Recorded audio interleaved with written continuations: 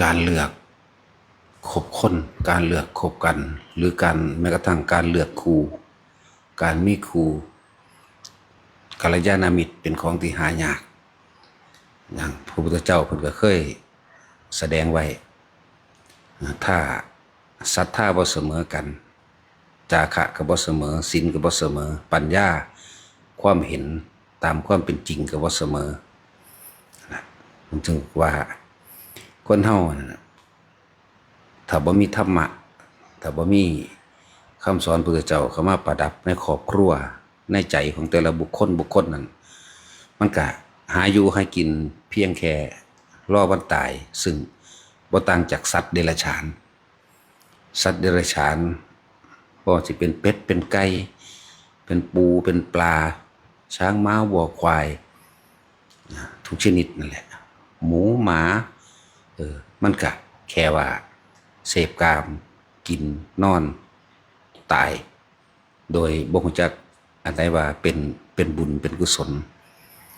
จังว่า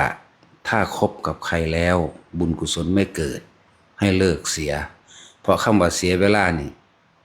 เป็นสิ่งที่มีค่ามากสำหรับการเกิดเป็นมนุษย์การเกิดเป็นหยังก็แล้วแต่เถอะคำว่าเวลามีค่ามากก็สิเข้าใจในคำสอนพระพุทธเจ้านั่นแหละจึงสิเข้าใจได้ว่าเวลานี่เป็นของที่มีค่าถ้ามันได้สูญเสียเวลาไปทางอกุศลเกิดแล้วมันสิต่อภพต่อชาติต่อภูมิยาวไกลจนกว่าสิเวียนขึ้นมาเกิดเป็นมนุษย์ได้แม้ครั้งหนึ่งหลายกับหลายกันหลายอสงไขยก็จะขึ้นมาเป็นมนุษย์ได้ฉะนั้นการเลือกคบคนขอให้เลือกคบเฉพาะคนที่นำความสงบเย็นคือเรื่องเล่าต่างๆอันเป็นคำว่าบุญมาแสดงมาคุยกันมาเป็นเรื่องที่สนทนากันนั่นแหละแม้กระทั่งคู่ตัวผัวเมียแต่แค่ส่วนมากนะก็คือเอากันแล้วหาอยู่หากิน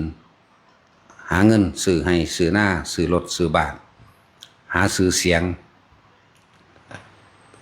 อันใดที่มันมีอยู่มีกินแสบๆหรือว่าเครื่องประดับประดาที่สิยกอ้างที่สิอวดที่สิข่มเหงที่สิรังแกเอาเปรียบคนใดเอาตลอดเฮ็ดตลอดนะสุดท้ายแล้วก็ป่วยสุดท้ายแล้วก็ตายแต่ว่าในจิตที่บ่ได้สั่งสมกุศลนั้นก็สิไหลลงสู่อบายภพอบายภูมิมีสัตว์นรกเป็นสัตว์นรกไปมั่งโดยความรังแกข่มเหงเบียดเบียนทำร้ายบ่มีการ